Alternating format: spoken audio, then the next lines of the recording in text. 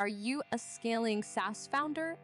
Ready to make the leap from leading a team to leading an organization? Join us each week as we refill your think tank with actionable tips and strategies from great business minds you know and those you don't know yet.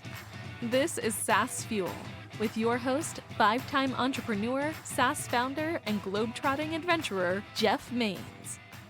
Welcome back to the SaaS Fuel podcast, where wisdom isn't just accumulated knowledge, it's a compass that guides us through the storms of uncertainty. I'm your host, Jeff Maines, to help B2B SaaS founders like you grow from traction to scale.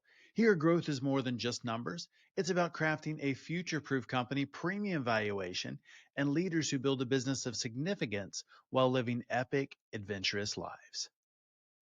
Did you know that over 10,000 SaaS startups launched last year alone, and every single one of them looking for a little slice of a $195 billion industry? Yet fewer than 10% will scale successfully. Ouch. Why is that? Let's talk about it. Building a business is hard. 1,000 things can go wrong at any moment, and just when things feel under control and are going great in one area, something else catches fire. Funding, product, people, marketing, funding, sales, demand, strategy, funding, competitors, economy, innovation, and did I mention funding? You probably know that running out of money is a big reason that companies fail, but you may not know that more funding doesn't solve the problem. Actually, often it makes it worse. Seems completely counterintuitive, but it's true. Lack of funding is rarely the actual problem. It's just the one that gets the press. It's at the surface level because it's easy to blame. Hey, we ran out of money. I like to use the 5 whys. So if you ask the question, okay, we ran out of money. Well, why? Well, we didn't have enough cash. Maybe. Why? Well, we made bets that didn't pay off. And we call that around here chasing shiny objects. So easy to do. Why is that? Well, strategy was kind of best guess. Okay, well, why was that? Well, we couldn't afford top strategic guidance. And we could go on deeper and deeper and really get down to what was the root cause, what really was behind it. And a lot of times it is the lack of executive leadership. And I see it all the time. It's a huge problem. Startups need strategic help, but we also need doers. We can't just hire both, but you see a lot of that in the industry. Just hire everybody, get a little funding, go on a big hiring spree. But the challenge is real. Hiring a full-time C-suite can be a financial and strategic leap, and really a leap too far for a lot of companies. High salaries, equity demands, the risk of mismatched leadership happens all the time. And those things will stall growth before it even gets started. You hire a strategist and no one executes. But you hire a bunch of doers and it becomes best guess. So how do we solve that? What is the balance? And here's where fractional C-suite executives come in. They offer a cost-effective solution providing a wealth of knowledge on a part-time or project basis. So one, you get access to top-tier talent. And that means you get targeted high-level strategic input precisely where and when you need it. So it could be a CFO to streamline your financial strategy, or a CMO to launch your marketing campaign, or a CTO to help you upgrade your tech stack, where you gain access to their knowledge networks and strategic insights, which can help you make informed decisions and avoid costly mistakes. Second is flexibility and cost efficiency. This is huge. Hiring fractional C-suite executives allows you to optimize your team structure based on your startup's current needs and budget. You probably don't need that role full time, at least early on. And you can bring on the right expertise at the right time without long-term financial commitment of full-time hires. Flexibility allows you to adapt quickly to a changing market. That happens all the time, right? Growth opportunities, we have to make a shift over here to chase an opportunity. Making sure that you have that leadership support at every single stage of your startup journey is so important. And you do it without giving up equity or replacing a friend. That's the other thing that happens a lot is, well, we've got somebody in there that's a CTO, but they're really not a CTO. And now we really do need a CTO. So what do we do with that person? It avoids some of those awkward conversations. Finally, It brings focused expertise and fresh perspectives. Man, I need that so much. And you probably do in your company too. Fractional C suite executives bring a wealth of experience from working with multiple companies, multiple industries, and having that diverse background allows them to offer fresh perspectives and innovative solutions to the challenges your company faces. By focusing on specific project areas of your business, the executives can help you identify blind spots. Anybody have any of those? Guarantee you I do. You can streamline processes and drive strategic initiatives forward. So, hiring fractional C level executives is a real game changer for SaaS startups looking to scale strategically without breaking the bank. Bringing on top tier talent on a flexible basis, you get access to the expertise and guidance you need for navigating those growth phases efficiently and effectively. Building a future proof company is all about making smart, strategic decisions. By leveraging the power of fractional C suite, you can optimize your team structure, tap into the wealth of knowledge and experience, and position your company to be one of those 10% survivors that grows up to be an industry titan. Our expert guest last week was Andrew Sykes from Habits at Work. He is on a mission to make sales the most trusted profession on earth. We talked about the Platinum 5 minutes, how trust is built quickly, which leads to the golden hour. My favorite part was the illusion of transitioning out of founder led sales. Completely shifted my perspective. And our founder on Tuesday was James Lawrence, co founder and CEO of Happy Companies. James is on a mission to help companies overcome roadblocks and engage employees with the power of AI. If you missed either one of those episodes, go back and give them a listen. Lots of great nuggets in there. My guest today is Benjamin Johnson, co-founder of Particle 41, a development firm he established to accelerate company initiatives through cutting-edge software development, DevOps, and data science. With over 2 decades of experience as a software developer and leader, Benjamin excels in managing remotely distributed teams and implementing innovative business strategies. Welcome a guy who crafts scalable and secure applications that push the boundaries of tech. Benjamin Johnson. Hey, Ben, welcome to SaaS Fuel. Yeah, happy to be here. You're a multi-time founder and you've managed to achieve success in multiple ventures. Tell me about that and what are the keys that you've seen that have made you successful time and time again? Sure. I think, I've had the best success and the keys with just really having clarity around your goals. What problem is it we're trying to solve for the customer? What problems do we have internally? What are we really trying to achieve? I'm a big fan of the OKR goal setting framework or SMART goals or something like that, just to know as a group, as a team, what's our mission? What are we trying to accomplish? What are the goals? And then structure the activities towards that and have a lot of alignment on that and not really worry about any of the other noise. So how do you differentiate what is noise and what is signal? Really what matters? Yeah, sure. It's what is helping me get to that goal. And then now, as a CEO, really taking the CEO seat, like I micromanage the culture. So I want to make sure that what we're doing in the hiring process, what we do when we do performance reviews, and then how we show up to the client meetings and how we show up to like a leadership meeting all has some guiding principles to it, some cultural principles to it, so that we can really, as you get bigger, you want to make sure that people know how to, like a military metaphor is kind of like you're in the base and then your troops are in these different places kind of facing downrange, hopefully attacking the enemy. And what you want to make sure is how do they, how they turn around and face you? How they update that status to you so that you can continue to lead the organization and you don't necessarily have to be on the front lines with them. And so we kind of talk about, like, how do you give status in an efficient, effective way so that I know everything is good. And then we also want to have certain people, as we get bigger, able to go from the home base out to the different teams and, hey, how's it going? If Jimmy doesn't have warm socks, let's get him some warm socks. And Yeah. so just there's some things that change as you get bigger that you need to listen to your folks, listen to what's going on.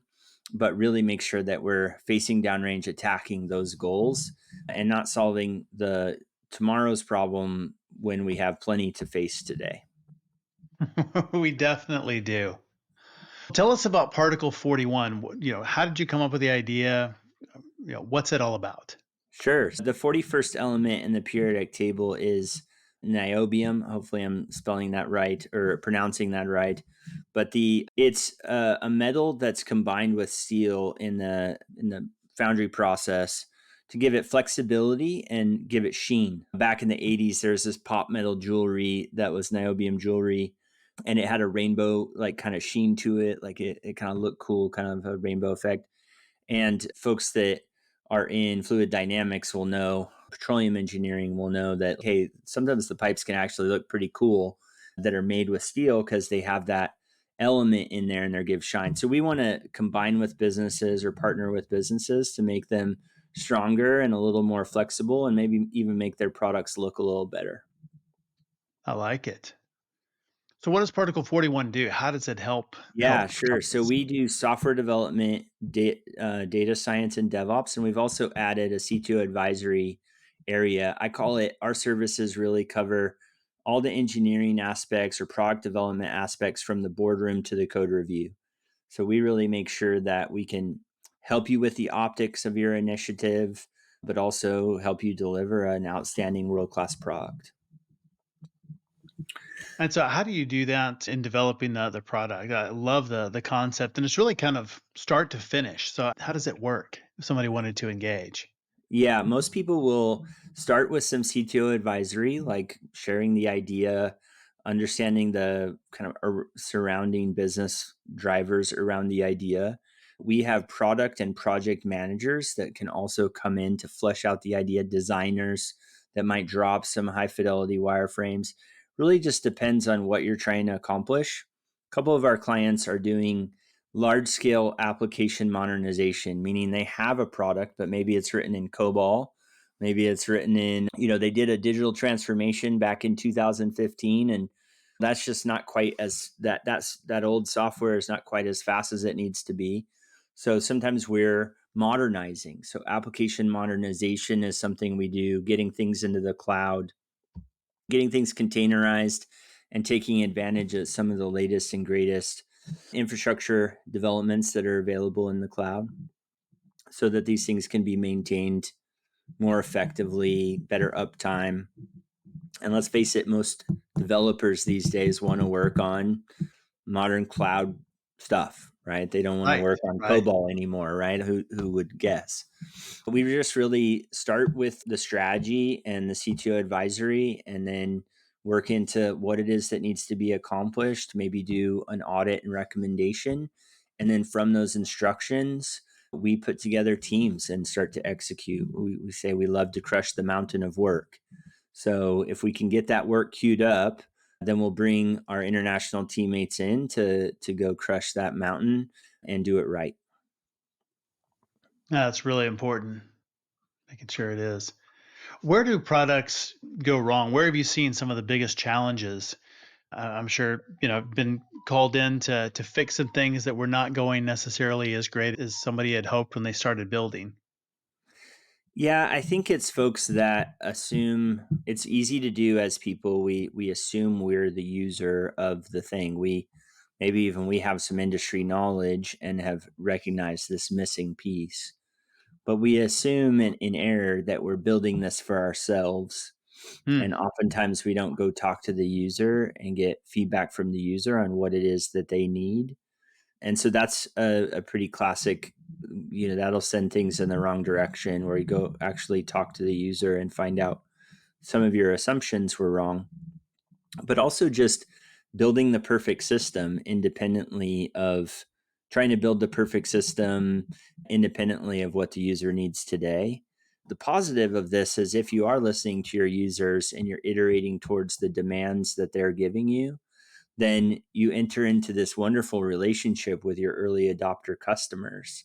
They start going, oh, I talk to them. They do things that I need. I'll talk to them more. And you get this really cool customer advisory cycle with your existing customers, and then they Yeah. stay customers for life, right? That they become your biggest champions out in the industry, and then then you can go find more customers like them because you're building the product according to their wishes or just according to their ideas. I see a lot of problems with big bang mentality where we don't do some thinking to figure out how we're going to get iterative value. We just wait and try to get all the value at the end, and that always ends poorly. And so how do you do that? How do you create that iterative value along the process so you're not dependent on the end? Yeah, and I think it's a thought process. The agile methodology is about thinking where your North Star is, like where do you want to be in the end, but then sequencing the work in a way and being willing to also expend some energy to be able. So let's say you're migrating between two systems, then you often need to bridge those two systems to make sure that there's data parity between the two so users can flow from the new system, maybe do a few things in the old system. And so it's just thinking of ways. Now, a lot of people would say, oh, we don't want to waste time with that bridge. We just want to go build the new thing. And then that's setting you up for the big bang. And so looking at those kind of bridge ideas and being willing to introduce those so that you could maybe get feature A and B out before the whole thing is out and then get feedback on feature A and B. And so looking for that and making sure that, hey, we're not going to do the big bang. It's really first the intention and the mindset Yeah. um, to be iterative, and then being willing to invest in those bridge. And sometimes the project may take longer, but you're getting feedback sooner on at least the first few things that you're releasing. That makes sense. I think having that feedback early and often is really important so you don't get too far down that path of building stuff that nobody wants. For sure. Or it's the wrong Absolutely. thing or not didn't fit the need. Happens a lot. That's kind of what you were saying in the beginning. Yeah. Yeah. Staying away from those big bangs, being iterative. We also love to do the high fidelity wireframes as we're getting the work together for the developers and show that to users. Say, hey, if we built this, would you be likely to cut over quickly? And just make sure that we're thinking of them and getting their first reaction to that what will be the new software. Yeah, that's good. So what is the role of CTO advisor? You said that's where a lot of people start. So what is that role in the process? What's the role, I guess, and the value?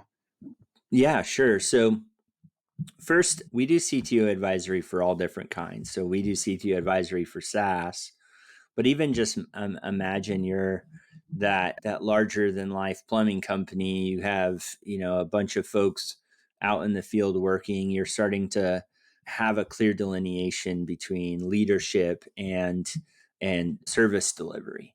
Those Yeah. folks have that type of business, that type of service based business is starting to develop their IT stack. So first, we just look at what does your IT stack look like? What are you starting to invest in? Do you have a software that's helping you drive work orders like House Call Pro or Workies, or there's a whole Jobber? These kinds of. Are you starting to look at how software can help you organize the work? And so we're just kind of talking about that with some of our SMB customers. And then as you get into the enterprise customers, then we're looking at your roadmap and your team and how you're starting to invest in custom software to really create high value user experiences for your customers. And so then we're looking at who's your team? Do you have skills gaps? Do you understand your roadmap? And then do you have a good assumption on the goals that you have and the cause and effect to your roadmap? And then are you getting the best out of your infrastructure, your cloud, and the agreements that you put in place to kind of run all of your software and your IT stack? And usually we come out of that with a really good set of audits and recommendations on how you could both either save money or increase revenue by smartly investing in custom software or dialing in your IT spending that you're doing already. That makes a lot of sense and probably a little bit different than what a lot of people think about when they think CTO advisory. And that's very tactical, very practical, and it makes a lot of sense. Yeah, we just keep it real. As a former business owner or technical co-founder, there's just not a lot of room for, IT can be sometimes your biggest expense on the balance Yeah. sheet, your most expensive department. And if it's not directly tying into revenue, then we're going to have problems. Eventually, that song will come to an end. And so we want to help make that possible. And in most cases, we're using that audit and recommendation process to empower the IT organization that's already in place and just help organize that vision and make sure that the forward direction is really clear. It's not at all everything you're doing is wrong. It's never that. It's more, hey, if we just turn 5 degrees to the left here, 7 degrees to the right over here, we could pretty much guarantee a better outcome just by those tweaks. And it's really helped the customers that we've done that with. Yeah, that makes a lot of sense. I love keeping it real. Yeah, it Yeah. just goes right along with adding value early on. Yeah, So for it's not sure. a giant strategy. Yeah. When I did Legal Inc., I started Legal Inc. in March of 2015, and we sold it to LegalZoom 2018. And the investors I worked with along the way were always observant of our really scrappy attitude towards adding value to the business as we built. And we were able to increase revenue and customership, but keep the ops team relatively static. And just by adding efficiencies into the operational process, but then also having new products to sell and new ways of delivering those products digitally. So being able to have a really lean but effective roadmap is just key to being able to create value in a record time. Yeah. So what were the acquisitions like? You've done that a few times. Tell us a little bit about that, and what the thought process was going in, and then the reality of exiting. Yeah, sure. The LegalZoom team, when they purchased us, they are a great group of people. That C team did over time switch out to people who we didn't know during the acquisition. So I think the you don't know what you don't know, and the future will hold all different kinds of things. But an acqui hire can be a really positive experience, and you do your best to align. If you're looking at taking some chips off the table and de-risking your business, and there's a mutual value there, and you're aligned with the C team of the acquiring company, it can be a very positive experience. It certainly was for me. But then you would also know long term that they are going to be in control of the business, and they're essentially going to be your new board of directors. And that's what it was for us, as we the acquired company needed to report into their C team as a board. And if there's a lot of change there, then you'll have to deal with that when it comes. And that was the case for us for the first 2 years. It was kind of bliss. We were kind of left alone to fulfill our original mission, and they supported us. They gave us a lot of support and help.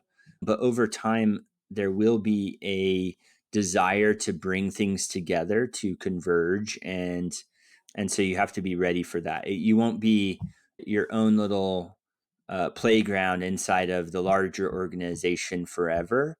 So you want to kind of make sure that the vision is aligned and you understand what you're being acquired for, and then go put every effort into doing that. But just know that each year there'll be a new planning cycle, and you got to be open to the changes that may come with that. I call it a hold on with a loose grip. If you're going to get acqui hired, hold on with a loose grip, because they'll just make it more pleasant for you and everybody else around you. But big proponent of it, sometimes it's the best way to grow, right? Like, you're Sure. combining forces, and rather than go as a business owner, you have to be proficient in a lot of different areas: product development, service, customer service, finance, HR. You got to have all of those muscles, And as you grow, those things all need to grow with you, right? You can't skip leg day, right? Yeah. And sometimes being acquired allows you to go get a set of legs from a different business, and maybe they take Yeah. over. They give you some help around like financial controlling and being a controller and compliance. They'll give you some HR help. And so it can really allow you to go fulfill your vision for what you're being acquired for and be the kind of business person you want to be without necessarily having to go get all those additional muscles. And so you have to decide if you want to de-risk your business idea and leverage their expertise in some areas, or if you really want to do it all. And if you really want to do it all yourself, don't get acquired, because that's not how it will go down, right? That's true. That's true. You find that companies buy for different reasons than sell or sell, and that there can be a pretty big misalignment there? Yes, I think if sellers sell for a sugar daddy, they're going to be disappointed. So if it's, oh man, I was trying to find an investor and instead I found an acquirer, and I heard them say at the beginning that I would be able to go do what I wanted to do. That's sugar daddy sales, right? Yeah. And quite honestly, you're probably hearing what you want to hear in that Yeah. acquisition process, because they're certainly not saying, "Hey, I really like your idea. I want you to go do whatever you want, and I'm going to give you a bunch of money to go do it." That that may be what you're hearing, but that's not what they're saying. Most buyers will have a very specific reason and set of goals for doing the acquisition, and they also have their board that they're looking at to make to is probably saying, okay, why are you going to go spend this money on this company? And there's EBITDA targets and there's all kinds of things. So if the parent company has EBITDA struggles, margin struggles, that is going to impact you whether you like it or not. I Sure. do think the misalignment, if you just think you're getting another investor and you're selling your company, is probably going to create misalignment. Um, and making sure you know why you're actually being purchased is important. Yeah. So you've done this 5 times now, I think, is that right? Yeah, Is I've it had 5? five successful startups. The ends haven't always been full trade, full acqui hires like LegalZoom was. We just sold DocWorks to DocMaster, and that was really like a great experience, because DocWorks on its own was doing great, but inside of DocMaster, it's doing phenomenal. They've rebranded it as DocMaster Flow, and then had some vertical ad networks in the online advertising space, one in travel and one in finance, that went through, kind of their progressions as a startup and ended up in a really good place. If you want to build a future proof company, then check out Champion Leadership Group. It is the ultimate resource for SaaS founders and C suite executives to continue to develop themselves, scale their companies, and never walk alone on the journey. We've solved the biggest scaling challenges to get your SaaS from 5 to 10 to 20 million ARR and beyond with an on demand fractional C suite team, an operating system that makes growth easy to manage and operations world class, plus a community of scaling SaaS founders. If you're stuck at your current revenue level, this is for you. If you feel like the world's best kept secret, we've got your back. And if you're crushing it already and know your company has another gear, this is definitely for you, especially if you're busy and have no time. I hear that 10 times a week. We create 20% more free time in the first month. Now is the time to upgrade from traction to scale. If you're ready to work smarter and not just grind harder, visit championleadership.com. That is where leaders evolve and companies transform. So what do you think the role of failure is in entrepreneurship and building businesses? That's a good question. Of course, failure. I've always tracked failure on a much smaller scale, because like failure to hit my goal, the goal that I set, even the metric that I set it at, was enough to get my attention and kind of recalibrate. I think sometimes people wait a little while like a little too long to say, hey, this isn't working. And then that failure ends up being a little more of a, at a grand scale. Yeah. Um, determining what failure is really important. Culturally, inside of Particle, we have this idea of blamelessness. And so we don't look at, hey, we didn't hit our number this month, or we didn't get as much done as we wanted for the client. We don't look at that, okay, whose fault was that? That's kind of Yeah. unproductive. We more Yep. look at, hey, how could the system, better benefit them? The old analogy in the medical industry, they used to have many years ago, hopefully no place you or I are going for medical attention. They used to have a medicine that started with A that could help you, and a medicine that started with A that could kill you, in alphabetical order on the medicine shelf. And That and the seems problematic. yeah, and the poor nurse that was in a rush and grabbed the wrong one, you know, all of a sudden she's at fault for injuring a patient. And we kind of, our human behavior, we love that. We love, oh, they did it wrong, let's find fault there, let's do the blame thing. And then we don't have to learn any lessons, we don't have to improve the system around the folks. So I really have to say, okay, wait, how did this happen? What did we do wrong? How can we prevent that from happening again? What are the lessons learned? And look at failure with that kind of openness so that we can really learn a better system and a better process. And I think that's really served well across these different businesses, because we were looking for failure in a smaller cycle and then able Yeah. to address it and make the necessary corrections before it turned into something really bad where, we ended up having to close shop. And that, thank goodness, has not happened yet.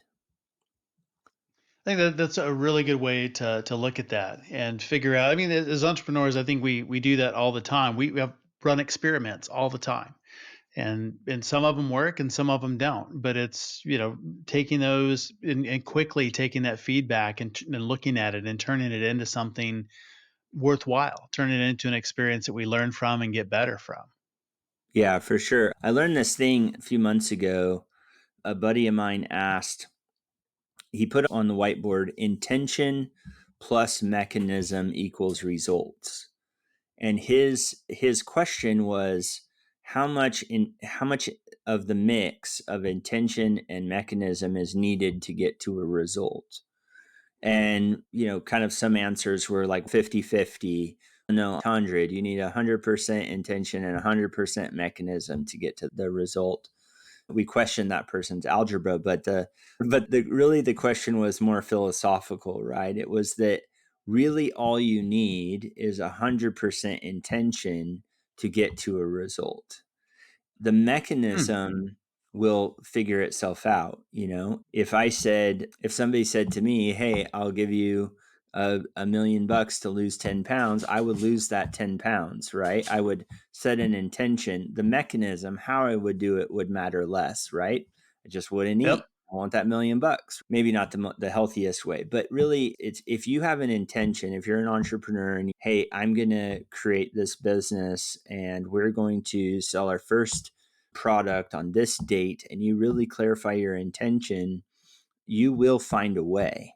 So the mechanism is much less important. But oftentimes we sit and we think about the mechanism, and then we kind of guess as well, if I tried that, it probably wouldn't work. And we talk ourselves out of the intention. We actually use the mechanism to kind of to really persuade us. I used to Yeah. say, I'm really good at talking myself out of good ideas. And that's because I overly focus on the mechanism. And yeah, intention, a clear intention is all you need.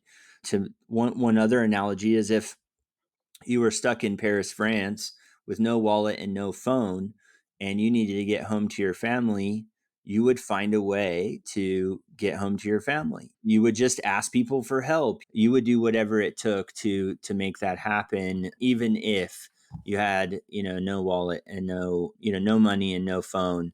You'd figure it out. And rather than, just sitting still, oh, I don't have the mechanism, I don't have a phone, I don't have money, I'm just going to sit here forever, you would figure it out. You'd find a way.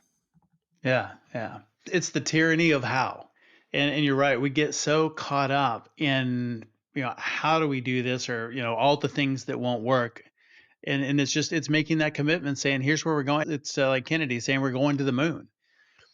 If you really think about that and the technology that was there, we've got far more technology in our pockets every day now than they had to put people on the moon. But you say, here's what we're going to do, and figure it out, and amazing things happened. Really smart Absolutely. people did some really cool things just because somebody set a vision and said, here's what we're doing. Yep. That's absolutely the was the point of intention plus mechanism equals results, right? It's the Yeah. intention that matters the most. Oh, that makes a lot of sense. So what other things have you learned on your journey? You've been doing this 20 years. What are the key things that you've carried forward from one business to the next? Yeah, I will tell you, just even thinking about it makes my hair back of my neck stand up a little bit. There's been one big thing that I've learned lately that's really really helped me be centered in the different ventures that I'm involved in. And that's the difference between doing and being. It's a little deep, but it's such a interesting transformative shift, right? So if you think of one side of the board has do, have, be, and this is how we tend to think when we're young. We do a thing, we'll get a thing, we'll be a thing. If I want to be really disciplined, I really focus on running every day, and then I'll have the aspects of running, then I'll be a runner. But what if the other side of the board is be, do, have, I think. Yep, be, do, have. So I'm still doing things, but I've just prioritized the being. So what if I got up tomorrow and I said, I am a runner? Running is something so since I'm a runner is something I do, okay, now after some time, I have the body of a runner. And so this idea of shifting being, one of the people on my team made a really bad mistake. And as I talked to them about the mistake, what I realized is that they were prioritizing the doing of the task and end up cutting a corner rather than focusing on being a really great engineer, right? I want to be a super professional engineer. And if I'm focused on the being a great engineer or a great entrepreneur, then I'm not going to cut corners just to get something done. And so this shift is really critical to me now. I mean, I was talking to a buddy a couple months ago when I learned this. I was like, man, I'm going to spend time with my daughter between this time and this time, and my son between this time, and my wife between this time and this time. He's, bro, that's doing. What if you just be a really good dad, focus on like being a good dad and being a good husband, and then let the little things fall in place that make that true. Mm. So I think far too often we get concerned, wrapped up in the do versus the be, setting our attention. Who do we want to be? And really focusing on that. And I think if folks will do that, will kind of be that, they'll feel a lot better. It doesn't mean I work any less hard. It doesn't mean I do less Sure. things necessarily, but that I'm more focused on alignment, that who I want to be and the way I'm acting are aligned rather than just focusing on activity. Yeah, so good. And just aligning around that, making it part of your identity of, this is who I am, therefore I do these things, instead of I have to do all these things so that I can become whatever that is. Exactly. Yeah, Exactly. And very that's been different way of looking at it. such a pleasant, liberating mental shift for me over the past few months. And affirmations have been really great. My kind of centering affirmation is I am a loving, disciplined, powerful man, because I want to be these three adjectives. I want to be loving, disciplined, and powerful. And when I was coming up with this, that concept of powerful would actually mess me up. I've been around a lot of aggressive men in my life, but not necessarily a lot of powerful men in my life. And so Mm. now I get to go define what activities will make me powerful. And so just having those, who do you want to be, and thinking about that and then affirming that to yourself. Now, as I go to like stress eat, I'm thinking, oh, I need to be a disciplined person. That's not something a disciplined person does. Okay, I'm going to hold off on that. And so it's given me a lot of centering and a lot of just confidence to be that person that I want to be and having that alignment. So good. So much good stuff in that as well. Just thinking about that of who do we want to be and defining that. So how long did it take you to come up with those three things?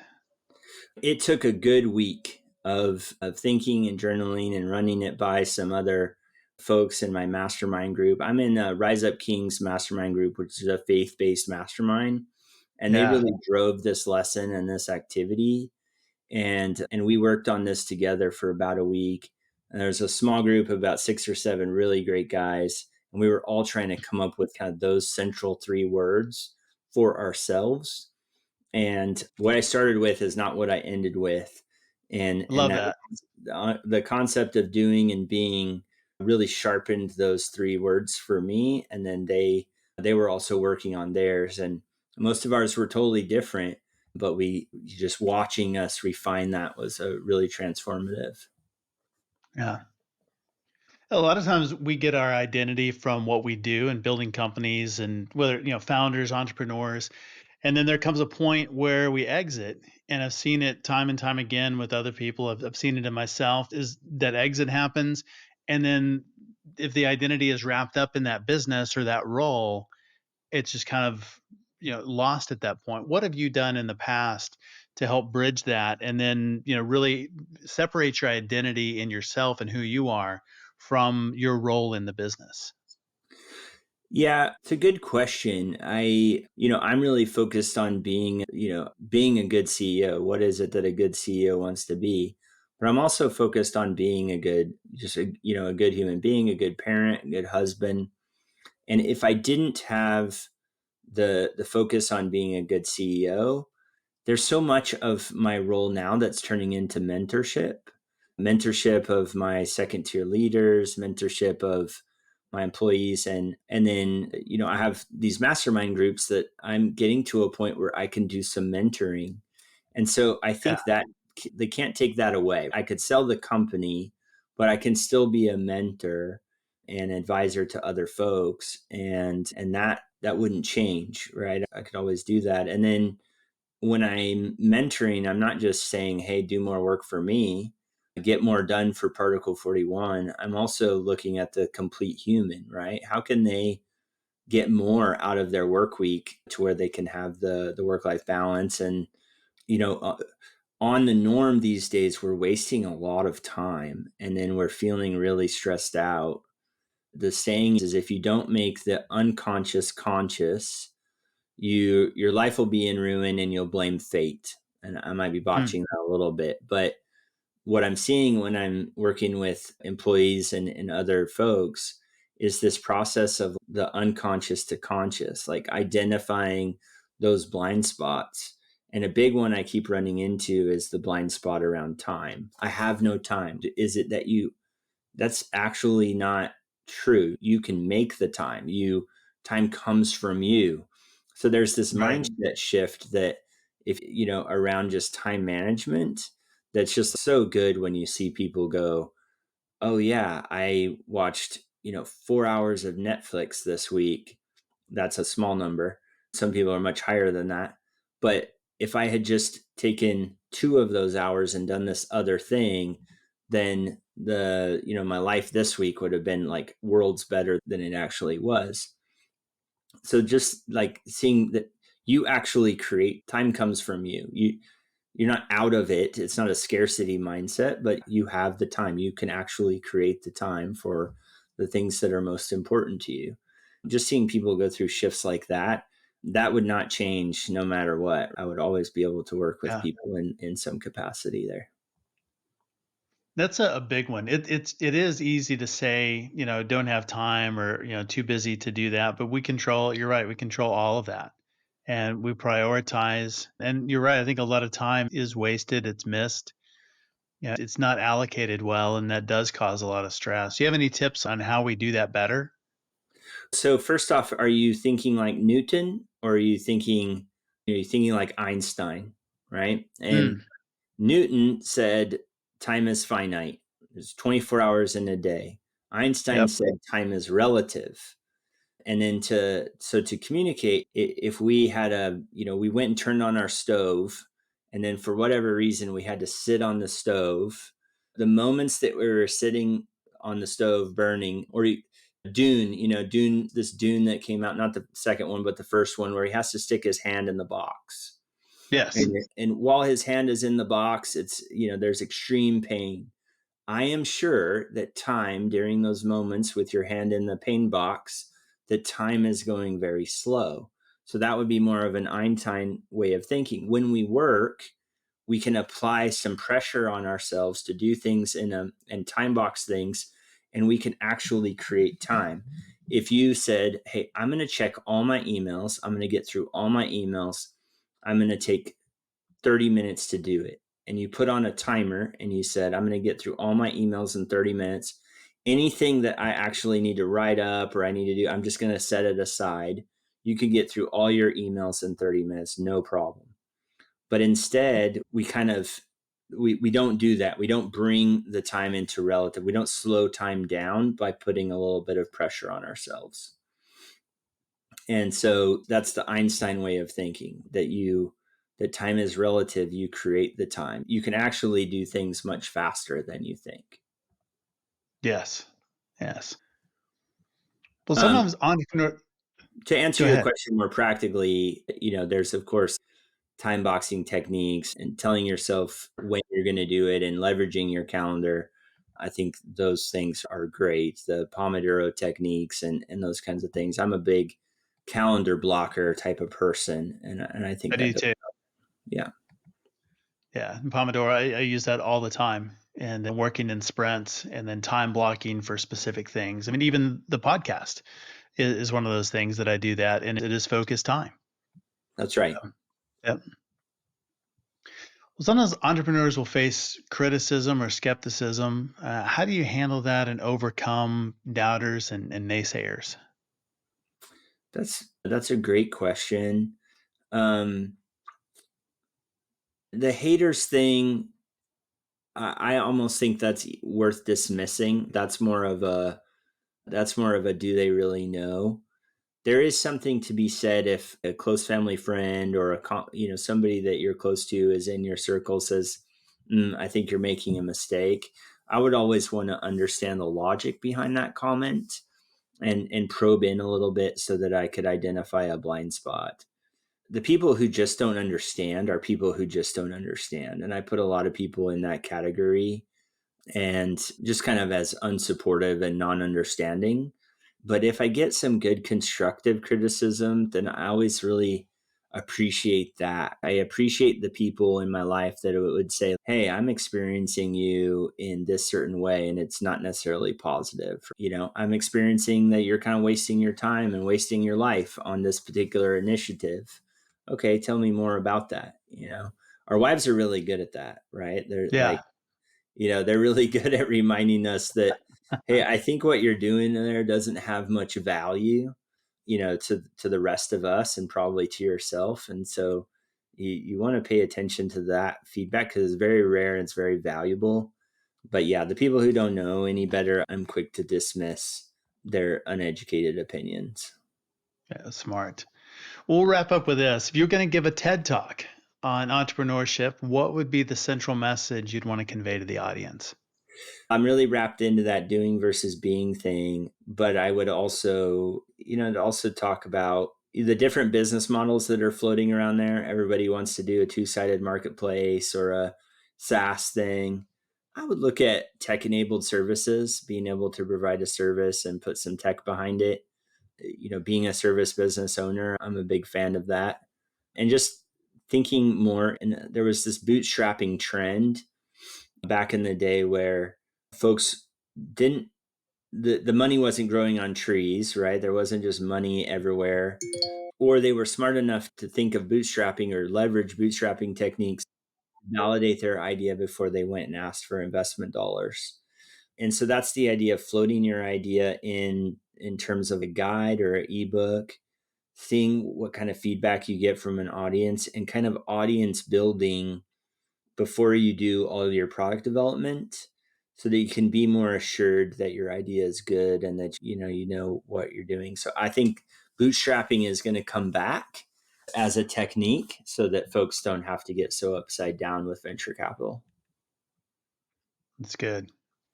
Yeah, we love bootstrappers. Scrappy, get things done, do amazing things, and we've seen that. I love when people will do that and bootstrap for a while, and get their company value up, and then when they do raise, if they do that, not everybody does, but if they do, they end up in a much better position than taking on multiple rounds really early, and giving up so much equity in the process. Yeah.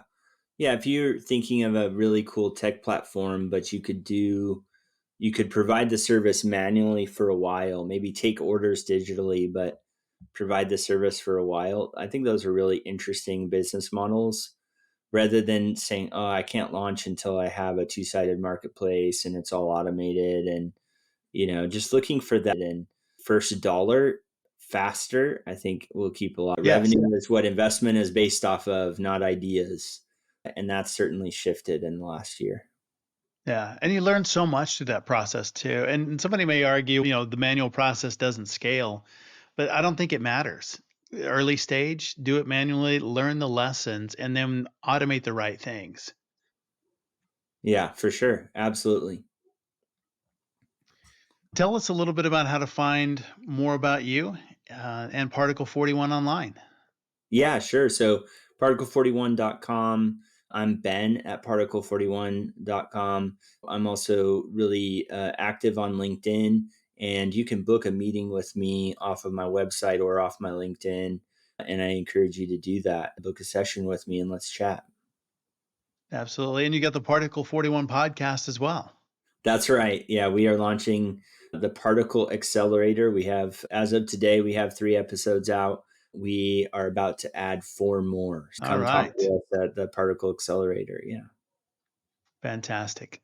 We sure link all of that in the show notes. Been fantastic conversation. Thanks for being on SaaS Fuel. Yeah, my pleasure. Thank you so much.